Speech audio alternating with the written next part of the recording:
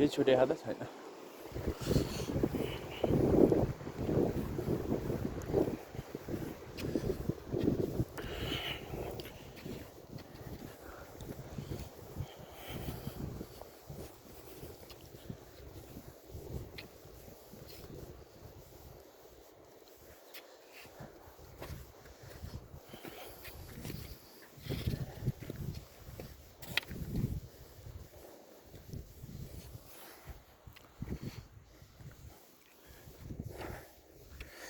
हामी चाहिँ दुधकुण्डबाट फर्किँदैछौँ।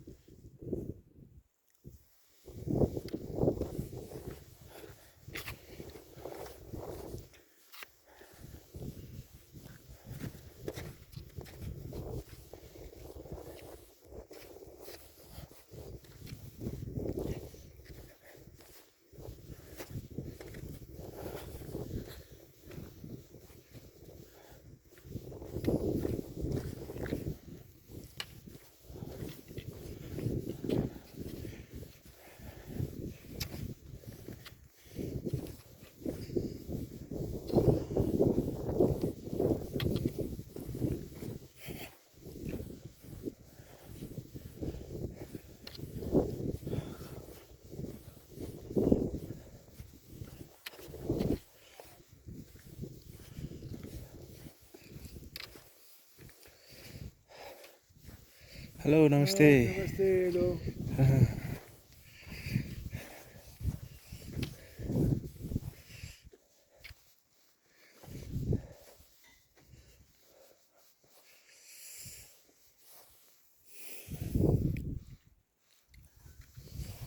नमस्ते।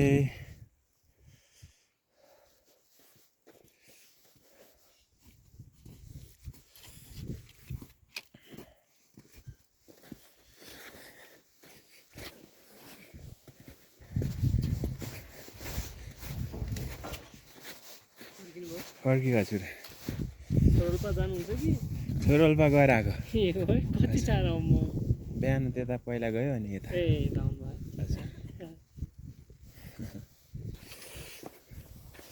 हेलो नमस्ते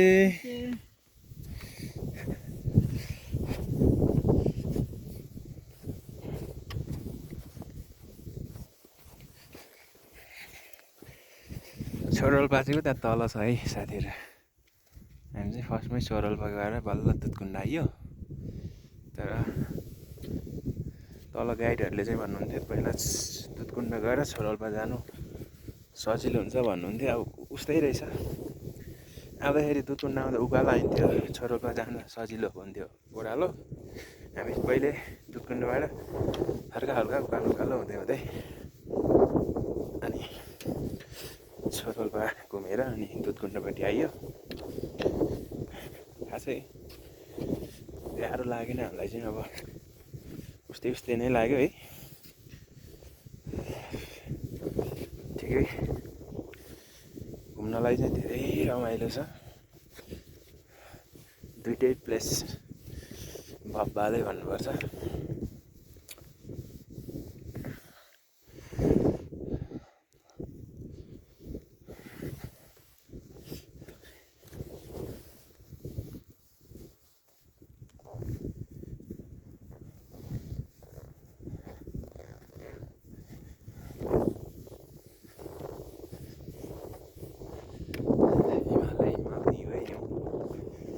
वाउ टाइपको मोमेन्ट नै छ यहाँ बिर्सिन चाहिँ सकिन्न just look like wow all is enjoyable memory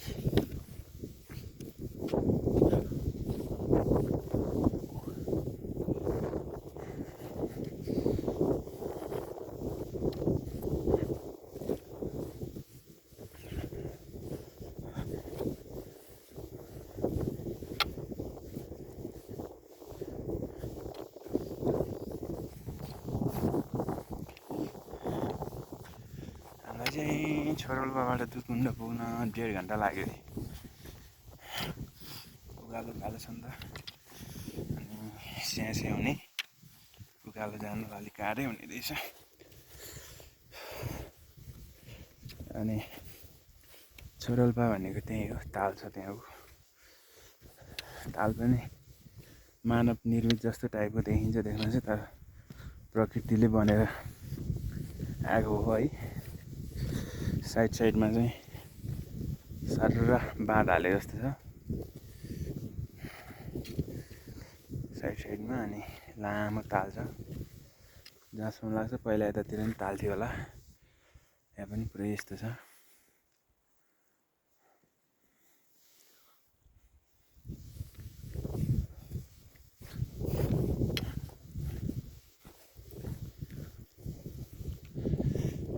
बिस्तारै बिस्तारै तपाईँहरू छोरोल्पा दुधकुण्ड आउँदाखेरि चाहिँ लगभग 12 बजीभन्दा अगाडि आउनुभयो भने चाहिँ बादलहरू लागेको हुँदो रहेछ त्यसपछि चाहिँ बिस्तारै यहाँनिर बादलहरू आइसक्यो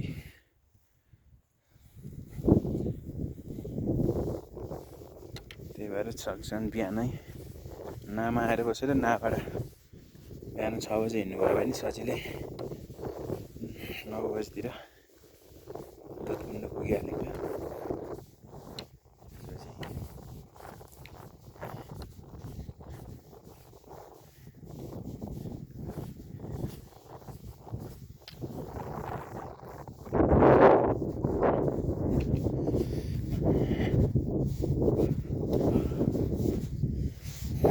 फर्स्ट डे छेउछेउबाट सिमी गाउँसम्म ठाडै उकालो आउँदा कस्तो गाह्रो भएको थियो सिमी गाउँबाट फेरि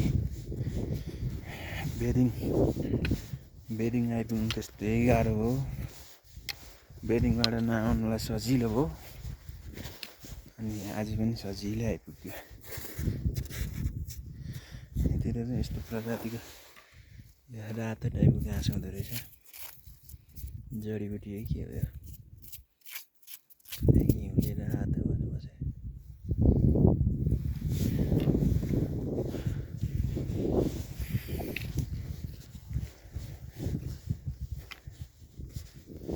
रमाइलो छ है घुम्नको लागि चाहिँ नम्बर 1 प्लेस हो यो।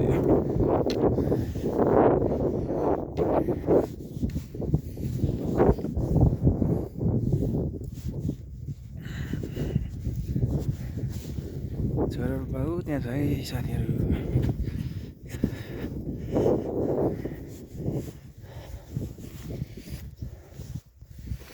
म चाहिँ क्यान्जिङ गुम्बा पनि गएको थियो। क्यान्जिङ गुम्बामा पनि रमाइलो छ सन्चै। त्यहाँभन्दा अझै खतरा चाहिँ छोरोल्पा लाग्यो मलाई होइन। क्यान्जिङ गुम्बामा पनि छ सन्चै यस्तै मोमेन्टहरू छ, भ्यूहरू हेर्न पाइन्छ। तर त्यहाँ चाहिँ ताल चाहिँ छैन। यहाँ चाहिँ दुधकुण्ड छ, छोरोल्पा ताल छ।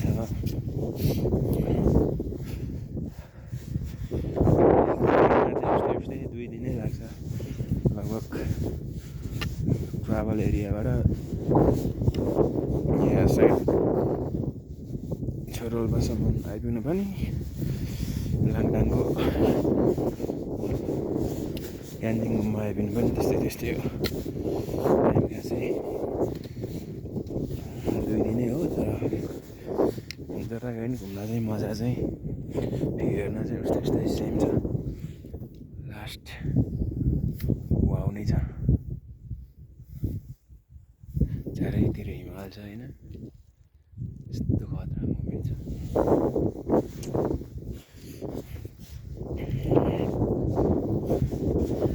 पोखराको कपुची लेक पनि गइएको थियो। सबैभन्दा 3300 मिटरको सबैभन्दा होचो कपुची ताल हो त्यो चाहिँ। पोखरामा चाहिँ सिक्लेस हुँदै गइन्छ। यहाँ पनि यस्तै चिसो सिजनमा पुसमा गएको थियो। त्यहाँ त हिउँमै बसेर हिउँले खाना खाइएको थियो। यत्रै जाडो थियो त्यति बेला। यहाँ पनि अब भर्खरै आज 28-29 भयो असोजको। कार्तिकबाट यो पुरै आइस नै हुन्छ। अहिले पनि तल पुरै आइस नै जमिसकेको छ पानीहरू। घाम चाहिँ मजाले लाग्छ।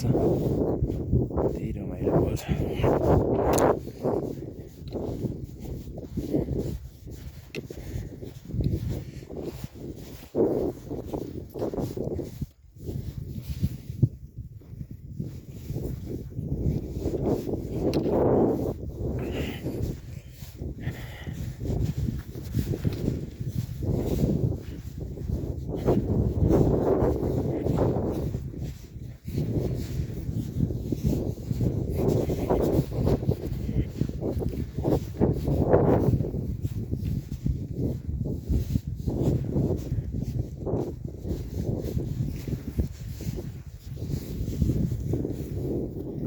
ल है साथीहरू, छोरोल्पा ताल त्यही हो है। कस्तो बवाल देखेको छ हिमालको काखमा छ छोरोल्पा। यस्तो छ। दुधकुण्डमा चाहिँ यता माथि थियो, हामी पुगेर आयौँ। Nice moment.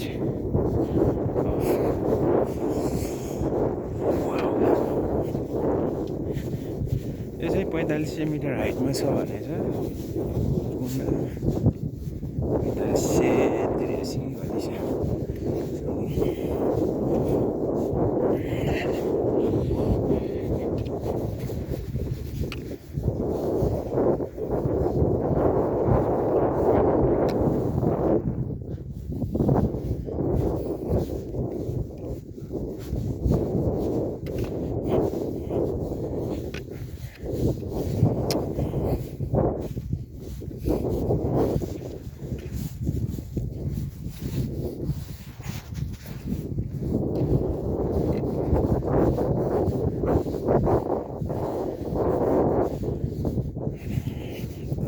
मासतिर आउँदा यस्तो गाह्रो हुन्छ, यस्तो गाह्रो हुन्छ, सकिन्न क्यारे फर्किम क्यारे जस्तो हुन्छ। यहाँ माथि आइसकेपछि कहिल्यै फर्केर नतल्तिर नगएर त्यही घुमिरहँ हेरिरहँ जस्तो मोमेन्ट हुन्छ। कस्तो आनन्द सामने पुरै चिर्का आएको छ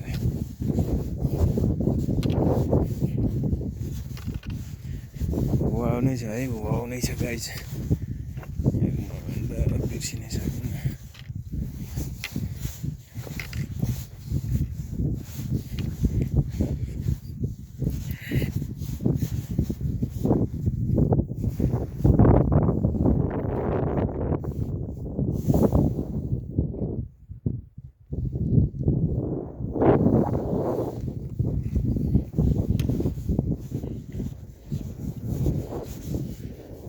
सानो पोखरी रहेछ है ताल नै ताल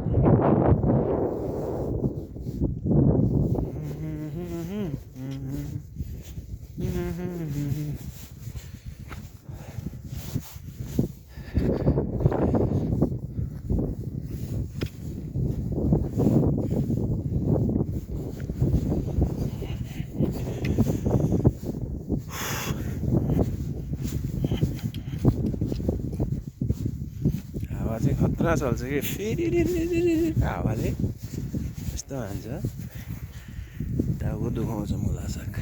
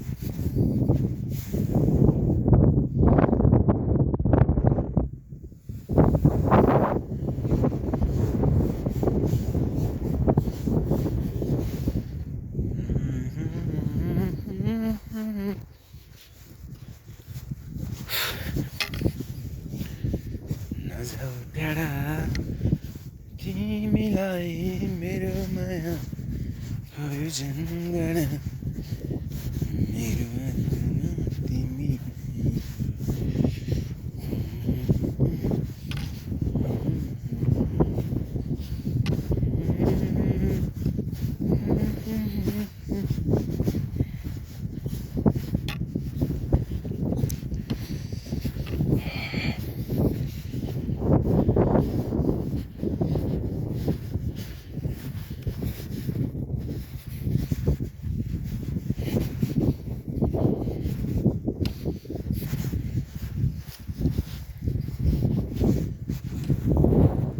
तर हामी पहिला दुधकुण्ड आए भए त ठाडै उकालो रहेछ नि है हैन त यो पुरै उकालो उकालो उकालो उकालो जानु पर्ने त रहेछ अनि लगभग 16 रोल्पा भन्दा 500 मिटर बढी हाइट भने के हो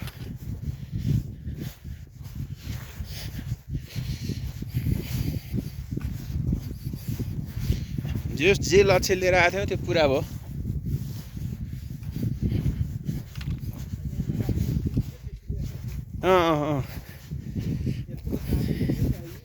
अनि मात्र 1.5 घन्टा डिफरेन्स त हो हैन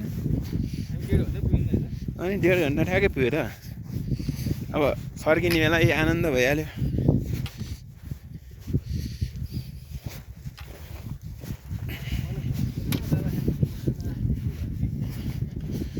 पोखरा कुन हो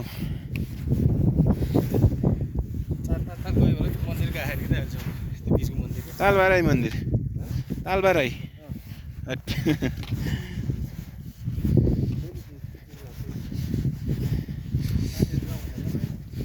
पोखराको सबैभन्दा होचो ताल कपुचेली ताल पनि गएको छ नि म त कपुचेली सिक्लेस हुँदै जान्छ नि त्यहाँ पनि हो है तर गाह्रो चाहिँ गाह्रो हुन्छ मजा छुट्टै हुन्छ कि